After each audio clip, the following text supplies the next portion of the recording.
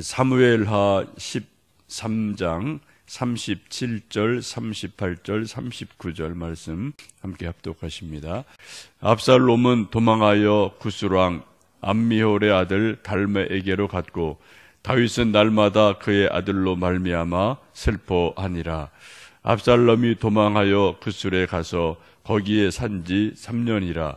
다윗 왕의 마음이 압살롬을 향하여 간절하니 암논은 이미 죽었으므로 왕이 위로를 받았음이더라. 아멘.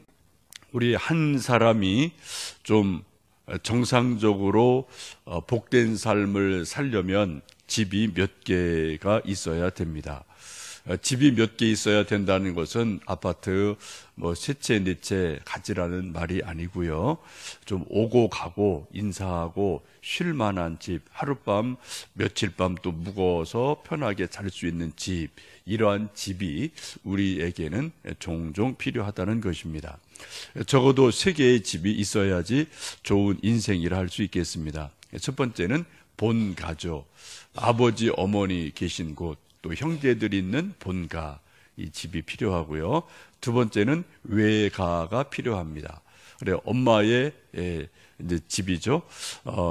외할아버지, 외할머니가 있고 외삼촌이 있고, 요즘은 이모들이 아주 많이 또 아이들에게 영향을 주는 것 같아요. 이런 외갓집에 여러 외가 할머니, 할아버지, 이제 외삼촌, 이모, 이런 분들이 필요하죠. 또 하나는 처가가 필요해서 아내의 부모, 장인, 장모가 필요하고, 여자의 경우는 시댁이 있어야 돼서 시아버지, 시어머니, 이런 집들이 적어도 본가, 외가, 처가 혹은 시댁, 요 3가지 집이 이게 좀 좋은 관계로 있을 때 인생이 복되게 됩니다. 인간은 유아 독존, 홀로 사는 존재가 아니기에 이렇게 여러 집들이 얽히고 설키고 그러면서 우리가 인생을 살아갑니다. 본문은 압살롬이 누이 동생 다말의 사건으로 2년 동안 은밀하게 음모를 꾸미다가 드디어 날을 잡아서 이복형 암논을 죽이는 비극이 일어납니다. 죄의 특성은 이게 갈수록 이게 엄청나게 속도로 커간다는 거죠. 눈덩이처럼 점점 커지게 됩니다. 처음의 죄는 암논의 나쁜 죄였죠. 성폭행이 있었습니다. 그런데 회개가 없고 용서가 없자 이제 죄가 점점 커져서 마침내 살인으로 커가게 됩니다. 성경을 보시면 우리에게 늘 강조하는 것이 죄가 있으면 즉시 바로 철저하게 하나님께 회개해라, 돌이켜라 라는 말씀이 아주 많이 있습니다. 술은 두면 둘수록 잘 익어서 맛이 좋아지지만 죄라는 것은 두면 둘수록 점점점 죄의 악이 깊어지고 또 커가는 괴물이 되어 가죠.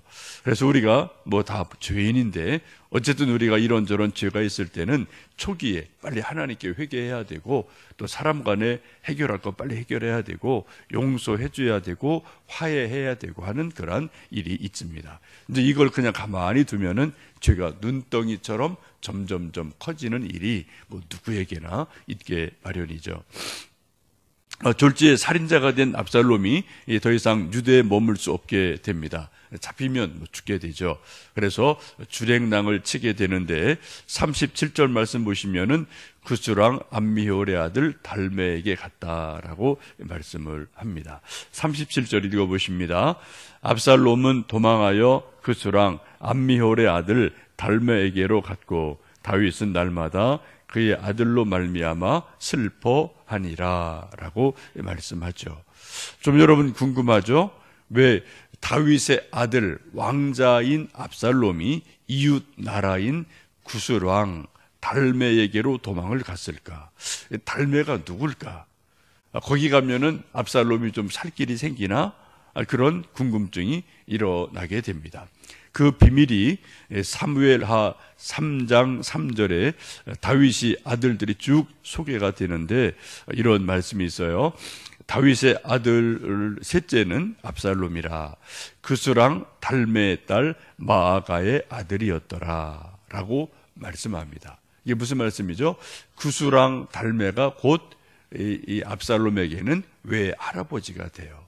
이 이웃 나라의 공주가 다윗과 결혼하고 낳은 아들이 압살롬이 됩니다. 그리고 곧 압살롬이 그수랑 달매 압살롬의 외할아버지에게로 도망을 간 겁니다. 외갓집으로 도망을 간 거죠. 여러분, 다윗도 사울 왕에게 쫓길 때 외갓집으로 도망간 일이 있고요. 야곱도 형 에서와 팥죽 사건으로 막 죽여 살려 할 때 어디로 도망갑니까? 엄마가 빨리 외갓집으로 도망가라, 외삼촌한테 도망가라. 그래서 라반에게 도망가는 일이 있고 20년을 거기서 살고 결혼하고 재산 모으고 이러고 또 돌아오는 모습이 있죠. 신약에 보시면 디모데도 사도 바울께서 말씀하기를 디모데가 이처럼 훌륭한 신앙이 있는 것은 외할머니, 어머니의 신앙이 유산같이 쭉 이어져 온 그러한 덕분이다. 그 뿌리가 누구라고요? 외할머니가 있다라고 성경은 말씀을 합니다. 여러분, 우리가 인생을 살면서 친가의 할아버지, 할머니도 아주 중요합니다. 할머니, 할아버지 없이 우리가 태어날 수 없죠. 그러나 또 중요한 것은 외할머니, 외할아버지가 아주 중요하다라는 것을 우리가 경험적으로 알고 또 성경에서도 많이 말씀합니다. 외할머니, 외할아버지, 할머니, 할아버지 이런 분들은 우리 손주, 손녀들에게 거의 무조건적인 사랑을 주는 분들이죠. 뭐 잘못이 있든 잘하든 못하든 공부를 잘하든 못하든 또 뭐 이렇든 저렇든 어쨌든 뭐 이렇게 그냥 품어주고 용납해주고 안아주는 분들이 할머니, 할아버지, 특별히 외할머니, 외할아버지가 아닌가 생각이 됩니다. 그래서 우리 많은 사람들이 인생이 어려울 때 그때 어디 가서 비빌 언덕이 없고 좀 하룻밤 자기 힘든 일이 있을 때 그때 할머니, 할아버지에게 특별히 외할머니, 외할아버지에게 가는 일들이 종종 있지 않나 싶습니다. 여러분도 혹시 어린 시절 외갓집에 가서 뭐 며칠 자고 뭐 이런저런 추억이 있을 터인데 저도 아주 오래된 추억이지만 뭐 저는 이제 속리산 그 아래 산골 아주 정말 산골이에요. 6.25 때 거기 뭐 인민군도 하도 산골이라 들어가지도 않았대요. 근데 그런 아주 그냥 깡촌인데 어릴 때 거기 뭐 가서 방학 때 가서 놀고 이제 거기 또 뭐 과일 나무들이 있어서 과일 따먹었던 기억 또 이런저런 추억들 또 이제 할머니 외할머니가 또 음식 맛있게 해주셔서 먹던 기억 밤에 이제 소변을 보러 가야 되는데 뭐 전등 없는 데라 그냥 무서워도 덜덜덜 떨고 또 그냥 바깥에 마당 가서 또 뭐 어릴 때니까 그냥 이렇게 하던 추억 이런 것들이 뭐 나름대로 있습니다. 여러분도 뭐 외갓집에 대한 이런저런 추억들이 있을 터인데 하여튼 외갓집은 아련하지만 참 뭐 편안하고 좋은 곳이고 엄마가 뭐 우리를 안아주는 그런 존재인데 또 엄마의 엄마가 있는 데니까 이것도 우리에게는 정말 이렇게 참 아름다운 그런 곳이 외갓집 또 외할머니 이런 존재가 아닌가 싶습니다. 이제 우리가 좀 장성해서 여기 뭐 몇몇 분들은 이제 할머니가 되고 또 따님 있는 분들은 이제 외할머니가 되고 하신 분들이 있을 터인데 여러분 우리에게 있는 손주, 손녀 또 외손주, 외손녀 이런 애들이 여러분이 이제 할머니, 할아버지가 되고 외할머니가 되고 외할아버지가 되신 분들이 계실 거예요. 여러분에게 우리 손주, 손녀들이 방학 때 또 시도 때도 없이 불쑥불쑥 찾아와서 뭐 좀 하룻밤 자고 가고 또 용돈 드리든 용돈을 받아가든 또 뭐 이러고 저러고 하는 그런 소소한 그런 추억들 그러한 일들이 뭐 여러분 또 나름대로 있으실 겁니다. 여러분 우리 손주 손녀들 외손주 외손녀들에게 여러분 어떠한 추억을 주고 계시고 어떠한 또 아름다운 일을 또 그들에게 행복을 만들어 주고 계시는지 한번 이 오늘 말씀을 보시면서 생각해 보시면 좋겠습니다. 무엇보다도 우리 할머니, 할아버지, 외할머니, 외할아버지가 손주, 손녀들에게 신앙의 아름다운 추억. 정말 우리 할머니, 할아버지가 외할머니, 외할아버지가 나를 위해서 정말 기도해 주시는 분이구나. 내가 힘들고 어려울 때 우리 뒤에서 기도해 주시는 든든한 그런 분이 있구나. 이런 것들을 우리 이 아이들이 안다면은 뭐 인생이 완벽하지 않죠. 때로 뭐 잘 가다가 넘어지고 미끄러지고 다 뭐 인생이 그런 거니까요. 그럴 때 또 우리 외할머니, 외할아버지의 기도로 또 아이들이 일어서고, 실제 또 그런 영적 힘이 하나님이 붙들어 주시는 게 기도 가운데 분명히 있죠. 그래서 우리들의 믿음이 디모데에게 외할머니의 믿음이 유산처럼 쭉 이어간 것처럼 우리 외할머니, 외할아버지, 할머니, 할아버지들의 신앙이 그들에게 이어지기를 축복합니다.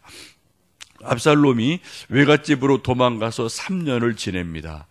그동안 다윗은 세월이 약이라고 죽은 아들을 어떻게 하겠어요? 암논은 이제 서서히 잊어버리게 되죠. 우리 사무엘하 13장 38절 39절 다시 읽습니다. 압살롬이 도망하여 구슬로 가서 거기에 산지 3년이라. 다윗 왕의 마음이 압살롬을 향하여 간절하니 암논은 이미 죽었으므로 왕이 위로를 받았음이더라. 3년의 세월이 지나가요. 그동안 다윗도 처음에는 막 분노하고 아파하다가 죽은 아들 어떻게 하겠습니까? 이미 죽었으므로 포기할 수밖에 없죠. 그래서 세월이 지나면서 위로를 받고, 그러나 살아있는 아들, 또 다른 그 미운 아들 압살롬을 향해서는 보고 싶은 마음이 간절하더라라고 말씀합니다. 뭐 이게 인생이죠, 그죠? 뭐 미운 놈이지만 그래도 어떡하겠어요. 아들이니 보고 싶은 마음이 간절해서 속을 끓이고, 또 이런 것 때문에 또 이런저런 또 일들이 일어나게 됩니다. 우리 말에 그런 말이 있습니다. 있을 때 잘해, 있을 때 잘해. 참 의미 있는 말 같아요. 우리 가족 간에, 부모 자녀 간에도 있을 때 잘해야 돼요. 애들 크면은 부모 품에서 다 떠납니다. 그래, 품 안의 자식이란 말이 있죠. 뭐 학교 다닐 때, 결혼하기 전에, 요때 품 안의 자식이지, 중학교만 딱 들어가면 이제 품 안의 자식도 아니에요.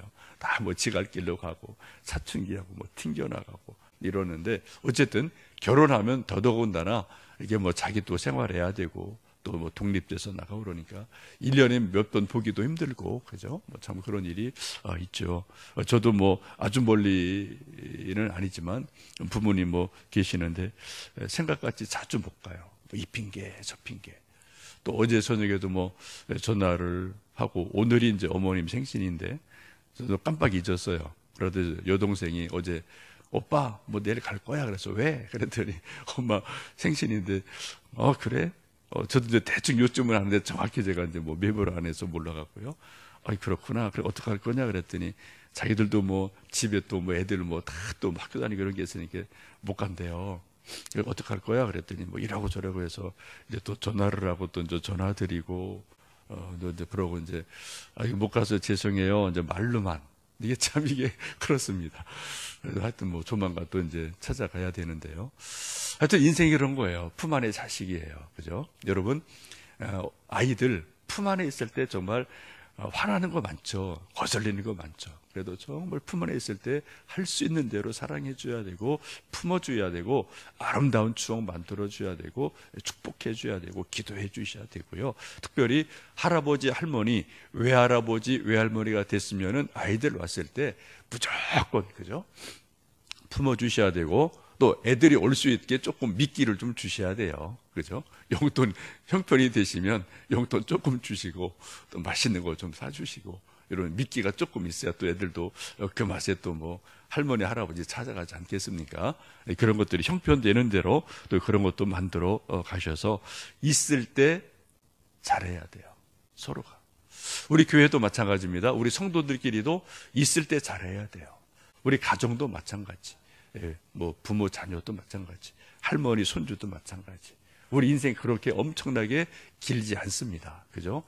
정말 뭐 아주 순식간에 지나가는 인생인데, 우리 서로 하나님 안에서 있을 때 잘하고, 뭐 다 100% 세상에 없어요.